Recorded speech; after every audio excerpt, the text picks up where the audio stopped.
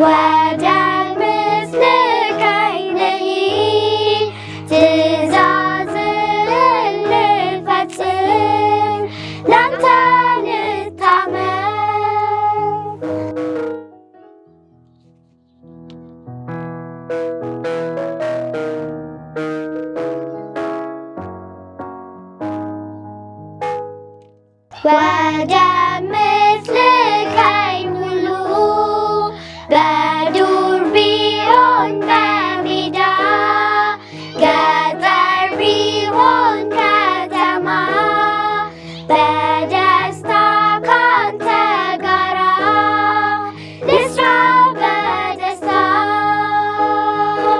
እኔም ልዘልሁን ወደ ምስልከኝ ልሂድ ትእዛዝህን ልፈጽም ላንተ ልታመን እኔም ልዘልሁን ወደ ምስልከኝ ልሂድ ትእዛዝህን ልፈጽም ላንተ ልታመን።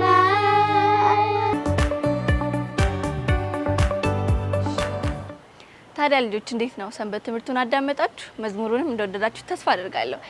የዛሬው መልእክታችን የምናመልከው አምላክ ሕይወት የሚሰጥ ነው ይላል። እግዚአብሔርን ስታምኑት ሁል ጊዜ ስታመልኩት ሕይወት ይሰጣችኋል። ሲያማችሁ፣ ስትቸገሩ እግዚአብሔርን ብትጸልዩ ሕይወት እንደሚሰጣችሁ፣ መፍትሄ እንደሚሰጣችሁ በሰንበት ትምህርታችን ላይ ተምረናል። ቀጣይ የሚኖረን ፕሮግራም የታሪክ ጊዜ ይሆናል። ታሪኩንም በጣም እንደምትወዱት ተስፋ አደርጋለሁ። አብራችሁን ቆዩ። ልጆች እንዴት ናችሁ? ደህና ናችሁ? ሰላም ናችሁ? ሳምንቱ ሁሉ ቆይታ ሁሉ ቆንጆ ነበረ? በቤት ያላችሁ ልጆች እንዴት ናችሁ? እንዴት አሳለፋችሁ ሳምንቱን? ጥሩ ጊዜ ነበራችሁ? ተስፋ አለን ጥሩ ጊዜ እንዳሳለፋችሁ። እዚህም ያለን ጥሩ ጊዜ አሳልፈናል።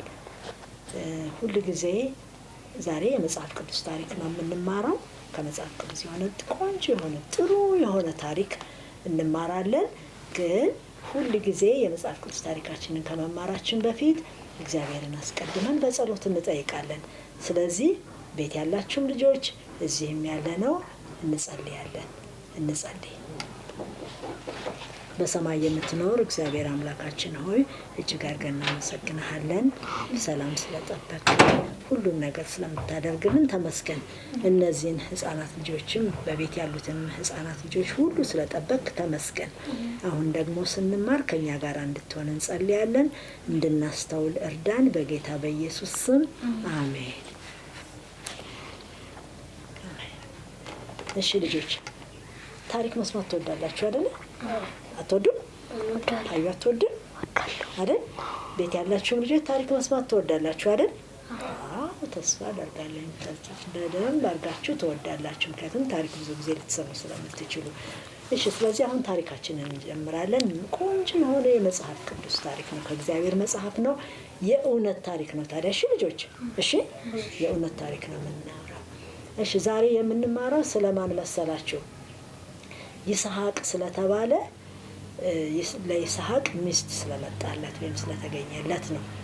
ይሄ ይስሐቅ የሚባለው ሰው ከመጽሐፍ ቅዱሳችን እንደምናየው የማን ልጅ ነበረ? የአብርሃምና የሳራ ልጅ። በጣም የሚወደድ አይደለ? ተስፋ ተገብቶላቸው ያገኙት አንድ ልጃቸው ብቻ ነበርና ይስሐቅን በጣም ነበር የሚወዱት እና ጥሩ አሳድገውታል። በኋላ ግን እያደገ ሄድና ትልቅ ሰው ሆነ። ከዛ አብርሃም ደግሞ በጣም ሸመገለ እና አብርሃም ያስብ ነበር አንድ ነገር። ምንድን ነበር የሚያስበው? በዚህ ጊዜ ሳራ ሞታ ነበር፣ ሚስቱ ሞታበት ነበረ። ይስሐቅ ደግሞ ልጆች እናቱ ስለሞተችበት በጣም ነበረ የሚያዝነው። ያሳዝናል አይደል? አዎ። ከዛ በኋላ አብርሃም ማሰብ ጀመረ። አሁን ለልጁ ሚስት ማግኘት አለበት። ምክንያቱም አብርሃም ሸምግሏል። አሁን ሳራ ሞተች፣ ሁለቱ ብቻ ናቸው ያሉት። እንደገና ታዲያ ደግሞ እሱ እንኳን ቢሞት ይስሐቅ ብቻውን ይሆናል አይደለ? ስለዚህ ይስሐቅ ብቻውን እንዳይሆን አንድ በጣም ታማኝ የሆነ አገልጋይ ኤሊዘር የሚባል አገልጋይ አለው አብርሃም። ማን የሚባል? ኤሊዘር የሚባል ታማኝ የሆነ አገልጋይ ነበረው እና አስጠራው። አንድ ቀን ኤሊዘር ትጠራለህ ተባለና ወደ አብርሃም ጋር መጣ። ከዛ ያው ጉዳዩን ስለሚያውቅ አብርሃም ለኤሊዘር ነገረው። በጣም ነው የሚያምነው። ከዚህ ሀገር ልጆች አለው፣ ከነአን አይደለ እየኖረ ያሉት፣ ከከነአን ልጆች ለልጄ በጭራሽ ሚስት እንዳታመጣለት፣ ነገር ግን ሂድና ከሩቅ ከሀገሬ ከዘመዶቼ ከካራን ከወጣበት ምድር፣ አብርሃም ከወጣበት ውጣ ተብሎ ከወጣበት ምድር ከካራን፣ ከዛ ከማነው በኋላ ካረፈበት ምድር ከዛ ነበረ ልጆች ማነው ሴት ልጅ ለሚስትነት ለልጄ ሚስትነት ይዘህልኝ ትመጣለህ አለው። ከነዚህ ከከነአን ልጆች ግን እንዳታደርግ አለው። እንዳታደርግ ምክንያት አለው እሱ። በኋላ ኤሊዘር ደግሞ ምን አለ? እሺ ግን አለ የምመርጣት ልጅ ወይም ያገኘኋት ልጅ እሺ ብላ ወደ ቤት ባትመጣስ አለ። ካልመጣች አንተ ከደሞ ንጹህ ነህ ማለት ነው አይደለ? ከገባኸው ቃል ንጹህ ነህ። ምክንያቱም አስምሎታል። በምንም አይነት ከከነአን ልጆች ሚስት አላመጣም እንዳታመጣ ሲለው ተማምለዋል። እና በቃ ከዛ ከመሐላው ንጹህ ትሆናለህ፣ ከገባኸው ቃል ንጹህ ትሆናለህ። ስለዚህ ይሄንን አድርግ፣ አሁን የምትፈልገውን ነገር ይዘህ ተባለና ኤሊዘር 10 ግመሎች ተጭነው፣ እነዚህ 10 ግመሎች ላይ ብዙ ነገር ነው ሊጫን የሚችለው አይደለ ልጆች? አዎ ብዙ ተጭነው ከዛ በኋላ የሚያስፈልገውን ነገር ሁሉ ጭኖ ከዛ መሄድ ጀመሩ። ሩቅ በጣም ሩቅ። ያንን ሁሉ ጊዜ ሲጓዙ መንገዱን ሁሉ ልጆች እየሰማችሁ ነው? ቤት ያላችሁ ልጆች እየተጓዙ ነበር። ረዥም መንገድ፣ ረዥም ቀላል አይደለም። እንደዚህ በአውሮፕላን እንደምን አይደለም እኮ በእግር ግመሎቻቸውን ይዘው እየተጓዙ እያሉ በኋላ ወደ ውሃ ጉድጓድ አጠገብ ደረሱ። ያ ውሃ ጉድጓድ ደግሞ ሴቶች መጥተው ያው የሚቀዱበት ነው። በድሮ ዘመን በእኛም አገር ሴቶች ናቸው ሄደው ከምንጭ ውሃ ቀድተው ይመጣሉ አይደለ? ከምንጭ ድሮ ቧንቧ ባልነበረበት ጊዜ በማሰሯቸው አዝለው፣ በትልልቅ የሆኑት በእንስራ አዝለው ቀድተው ይሄዱ ነበር አይደለ? እንደዛ አይነት ቦታ ነበር እና ያ ከዛ ምን አለ ኤሊዘር ልክ እዛ ጋር ሲደርስ ጸሎት እግዚአብሔር ሆይ አለ። ልጆች እየሰማችሁ ነው? ቤት ያላችሁ ልጆች እናንተም እየሰማችሁ ነው አይደለ? አዎ። ከዛ እግዚአብሔር ሆይ አለ፣ አሁን ወደዚህ ውሃ ሊቀዱ ከሚመጡት ሴቶች ልጆች ውሃ ጠጪም ብዬ የምጠይቃት በቃ የምታደርግልኝ፣ ከዛ ደግሞ ግመሎቼንም ጭምር የምታጠጣ አንተ እንድትረዳኝ እጠይቃለሁ አለና እየጸለየ እያለ ጸሎቱን ሳይጨርስ አንድ በጣም ቆንጆ የሆነች ልጅ ቆንጆ ታውቃላችሁ አይደለ? አዎ ቆንጆ የሆነች ልጅ ወደ ውሃው ወደ ጉድጓዱ ውሃ ልትቀዳ መጣች። ዋው ይገርማል አይደለ? አዎ ከዛ ውሃው ጋር መጣች። ከዛ ኤሊዘር ተነሳና ጠየቃት። እባክሽን አላት፣ ውሃ ልታጠጭኝ ትችያለሽ ከዚህ ከቀዳሽው ውሃ አላት። ኧረ ምንም ችግር የለውም አለች። ጠጣ እሰጥሃለሁ ውሃ ጠጣ ብላ ውሃ ሰጠችው። እንደውም አለችው፣ አልጠይቃትም፣ እንደውም እነዚህን ግመሎችን ሁሉ አጠጣቸዋለሁኝ አለች። በስመ አብ። ከዛ ልጆች እሱ ለሱ ውሃ ሰጥታው ጠጥቶ ከረካ በኋላ ከዛ እያመጣች እንደገና ለግመሎቹ ግመል ደግሞ እንደኛ 2 ብርጭቆ 3 ብርጭቆ መሰላችሁ እንደሚጠጣው አይደለም። በጣም ብዙ ውሃ ነው የሚፈልገው። ምክንያቱም በረሃ ስለሚጓዝ ለረጅም ቀን ውሃ ሳይጠጣ መቆየት ይችላል። ስለዚህ ሲጠጣም ደግሞ ትንሽ አይደለም የሚጠጣው ማለት ነው። ከዛ እነሱን ሁሉ አጠጣችና ስትጨርስ ኤሊዘር ምን አለ? እባክሽን አላት፣ ምናልባት እናንተ ጋር እናንተ ቤት እንደው ማደሪያ ክፍል ይኖር ይሆን? ከዛ ምን አለች? አዎ አለች። አዎ አለ፣ ብዙ ቤት ነው ያለን። ምግብ ደግሞ በጣም ብዙ አለን። እንደውም ተርፎ ለግመሎቹ ማደሪያ ሆነ ለግመሎቹ ምግብ ሁሉ አለ አለች። አይገርምም? ከዛ በኋላ በጣም ደስ ብሎት ነበረ። ዝም ብሎ አይደለም የመጣው ወደዛ ቦታ፣ ብዙ የጫናቸው ነገሮች አሉ። ከዛ እየሮጠች ወደ ቤቷ ቶሎ ፈጠነች ለመንገር። እኛ ጋር ማደሪያ አለ ብለዋለች አይደለ? ስለዚህ ያንን ለመንገር ፈጠነችና ሄደችና ከዛ ስትደርስ ወንድሟን ነበር ያገኘችው። ማንን? ላባንን አገኘችውና ነገረችው። ከዛ ላባን ደግሞ ምን አደረገ? ሄደና ና ነው፣ ተመሳሳይ ግብዣ ነው የተደረገለት። ና እኛ ቤት ብዙ ማደሪያ አለ፣ እንደፈለጋችሁ መሆን ትችላላችሁ እባክህ አለና ጠየቀ። ከዛ የሆነው ምንድን ነው መሰላችሁ? ወደ እነ ርብቃ ቤት ላባን ይዟቸው ሄዱ። በቃ እቤት ሲደርሱ ቆንጆ አቀባበል ተደረገላቸው። ለእንትኖቹ ማደሪያ ተደረገላቸው፣ ለግመሎቹ። ልጆች ቤት ውስጥ ያላችሁት ልጅ ያዳመጣችሁ አይደለ? ግመል አይታችሁ ታውቁ የለ? ግመል ትልልቅ እንደዚህ ትልቅ ነው። በዛ ላይ ተጭኖ ነበር እና እነሱን ወስደው ማደሪያ ቦታ ሰጧቸው። ማደሪያ ቦታ ብቻ አይሰጥም አይደለስ?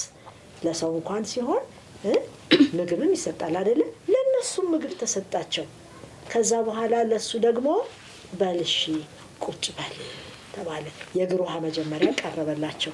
የእግር ውሃ ምናልባት በአሁን ዘመን ብዙ ቦታ አይኖርም ይሆናል፣ ግን በድሮ ዘመን በእኛም ሀገር ልጆች፣ በእኛም ሀገር ባህል እንግዳ ሲመጣ ውሃ በማስታጠቢያ በእንትን ይደረግና ተይዞ ይመጣል። ከዛ እግር ይታጠባል። አብርሃም የእንግዶችን እግር አጥቧል። ውሃ አቅርቧል አይደለ ልጆች? አይደል? ውሃ አቅርቦላቸዋል አይደለ? ለምን? ከዛ በአቧራማ መንገድ ላይ ነበር የመጡት። አቧራው እንዲለቅ፣ ሌላ ደግሞ ምን እንዲሆን እንዲቀዘቅዙ ሙቀት ነበረ። ከዛ ለነላባንም እንደዛ ቀርቦ ነበረ። ግመሎቹን የሚነዱም ነበሩ። በኋላ መጨረሻ ላይ ምንድነው የሚሆነው ነገር? ቁጭ በል ተባለ። እሺ ቁጭ በል ሲባል ኤሊዛር እሺ ብሎ ቁጭ አለ። አላለም፣ አልቀመጥም አለ። አልቀመጥም በጭራሽ አለ። ምክንያቱም አሁን የርብቃ አባት ባቱኤል መጥቶ ነበረ እና ከዛ ምንድን ነው ሲባል እኔ ጉዳይ አለኝ የመጣሁበት ጉዳይ አለኝ፣ እኔ ጉዳይን ሳልናገር አልሄድም አለ። ታዲያ ልጆች በእኛም ሀገር እንደዛ ነው አይደለ? ልጆቻቸውን ስጡን ብለው ሽማግሌዎች ወደ ቤት ሲመጡ መጀመሪያ እኮ አይቀመጥም። ኧረ ቁጭ በሉ ሲባሉ በጭራሽ እኛ ጉዳያችሁን ሰምታችሁን መልስ ካልሰጣችሁ አንቀመጥም ነው የሚሉት አይደለ? መብላት የለም መጠጣት የለም። ልክ እንደዛ እንደኛ ሀገር ባህል ማለት ነው። ከዛ እሺ ጉዳይህን ተናገር ተባለ። ከዛ ሁሉን ነገር ነገረው፣ ስለ አብርሃም እንዴት እንደላከው፣ እንዴት ርብቃን እንዳገኛት፣ ከርብቃ ጋር እንዴት እንደተለዋወጡ ንግግር፣ ሁሉን ነገር ነገረው። ከዛ በኋላ አሁን ርብቃን ለአብርሃም ልጅ ለይስሐቅ ለጌታዬ አለ ሚስት አድርጌ መውሰድ እፈልጋለሁና ልጃችሁን ስጡን ነው ጥያቄው አይደል? ልጃችሁን ስጡን ነው። ከዛ በኋላ አባትና ልጅ ሲነጋገሩ ምንም ምርጫ የለም። ኤሊዘር ጸልዋል። አብርሃምም የእምነት አባት ነው አይደለ? ጸሎታቸው ቀጥታ እየተመለሰ ነው ያለው። እሺ እንግዲህ በቃ ያው ከእግዚአብሔር የመጣ ነው ተባባሉና አባትና ልጅ ባቱኤልና ላባን ከዛ በኋላ እሺ አሉ። እሺ ካሉ በኋላ ቁጭ አለ። ከዛ ምን ሆነ መሰላችሁ? ቁጭ ካለ በኋላ አሁን ቶሎ ወደ ቤቱ መሄድ ፈለገ። ቶሎ ርብቃን ይዞ መሄድ ፈለገ። ነገ እንሄዳለን አለና ነገራቸው። ሲላቸው ወይ ዛሬ ተብሎ ነገር ከቤት ልጅ ሲወጣ ይጨንቃል አይደለ? ኧረ እንደው ቆይ አንድ 10 ቀን እንኳን ቢሆን ትቆይ ከኛ ጋር ትቆይና ከዛ በኋላ ይሆናል ሲባል አይ ነገ ይዤ መሄድ አለብኝ አለ። በቃ ኤሊዛር ይዤ መሄድ አለብኝ አለ። ከዛ በኋላ የሚደረገው ነገር ተደረገለት። እንትኖቹ ምንድናቸው? ግመሎቹ እንደገና የሚጫኑትን ነገር ተጫኑ። ግን ለቤተሰቡ ብዙ ይዞ የመጣው ነገር ነበረ። ልጆች ብዙ ስጦታ ወርቅ ይዞ መጥቷል። ለወላጆች የሚለብሱት አይነት ነገር ተመጥቷል። ብዙ ስጦታ ተሰጣቸው። እዛ ሁሉ ነገር ከተደረገላቸው በኋላ በነጋታው ግመሎቹ ተጫኑ። ሁሉ ነገር ተደረገ። ተነሱና መንገድ ጀመሩ።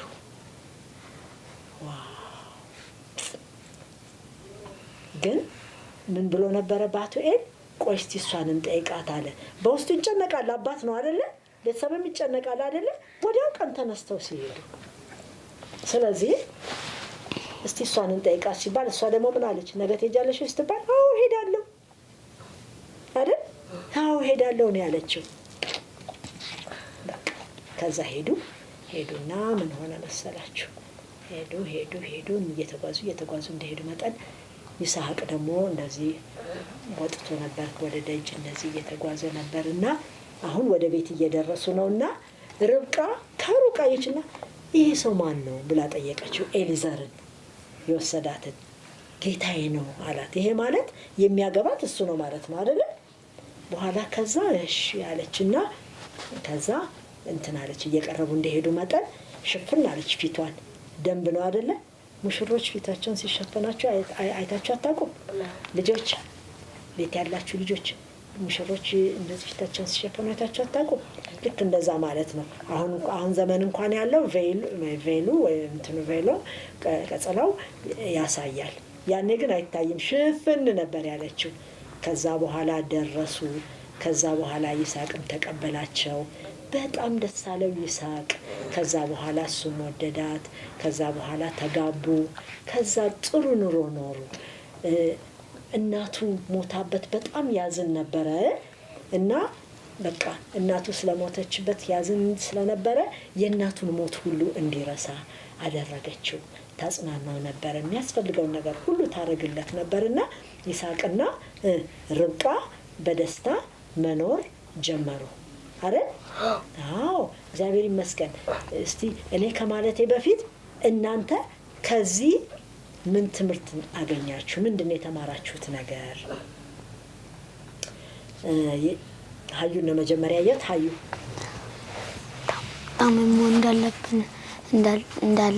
እንዳለብንና ሰው የሚለንን ነገር ታዘን ሄደን መምጣት። ጎበዝ ልጅ ልጆች ታማኝና ታዛዥ መሆን እንዳለብን ያለው ቤት ላላችሁ ልጆች። እሺ ናቲ? እግዚአብሔር ጸሎትን እንደሚሰማ ኦ በጣም ቆንጆ። እግዚአብሔር ጸሎትን እንደሚሰማ ተምረናል። እሺ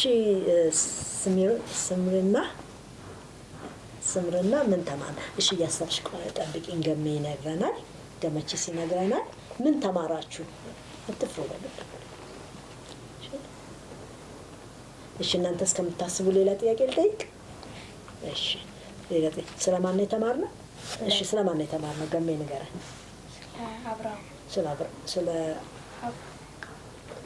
ስለ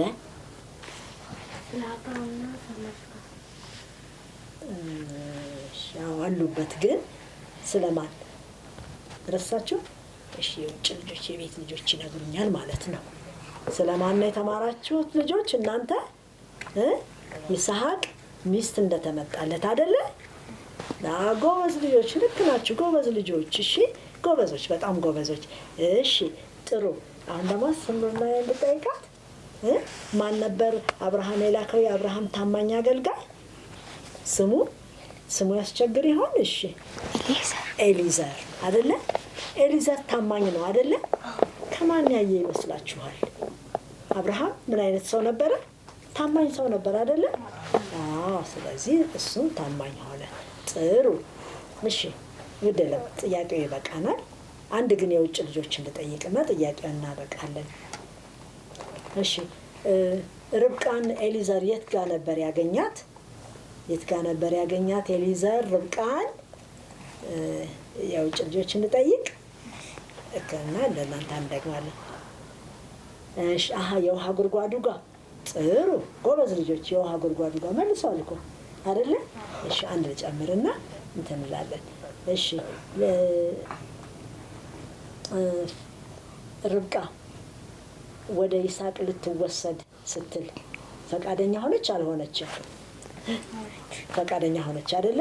ጎበዝ ልጆች በደንብ አዳምጣችኋል ማለት ነው። ስለዚህ አሁን የመጨረሻው ላይ የምንማረው ነገር ምን እንደሆነ ታውቃላችሁ? እግዚአብሔር እንድንማር የፈለገው ከዚህ ታሪክ የፈለገው ነገር ምን እንደሆነ ገባችሁ?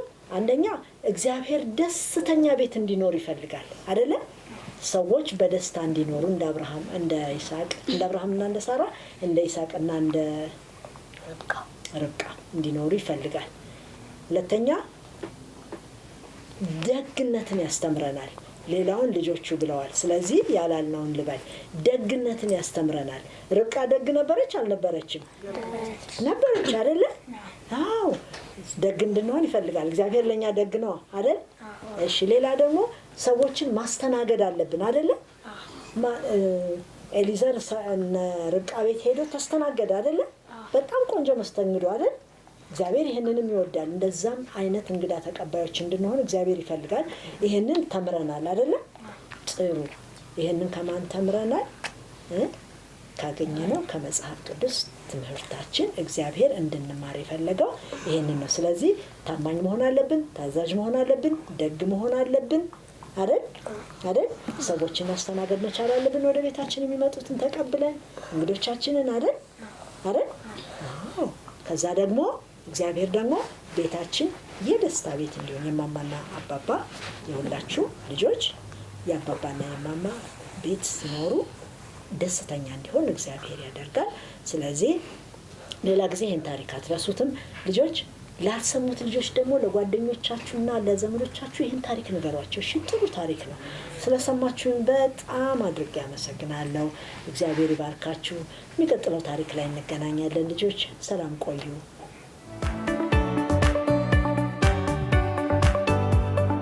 ታዲያ ልጆች እንዴት ነው ታሪኩ? ወደዳችሁት? በጣም እንደወደዳችሁትና እንደተመቻችሁ ተስፋ አድርጋለሁ። ይሄንን ታሪክ ትምህርት ቤት ላሉ ለጓደኞቻችሁ፣ ለሰፈር ሰዎች እንዲሁም ለቤተሰቦቻችሁ መናገር ትችላላችሁ። ከታሪኩም ከሰንበት ትምህርቱም ከመዝሙሩም ደግሞ ብዙ እንደተማራችሁ ተስፋ አድርጋለሁ። ለዛሬ የነበረን ቆይታ ይህንን ይመስላል። እስከ ሳምንት፣ መልካም ጊዜ።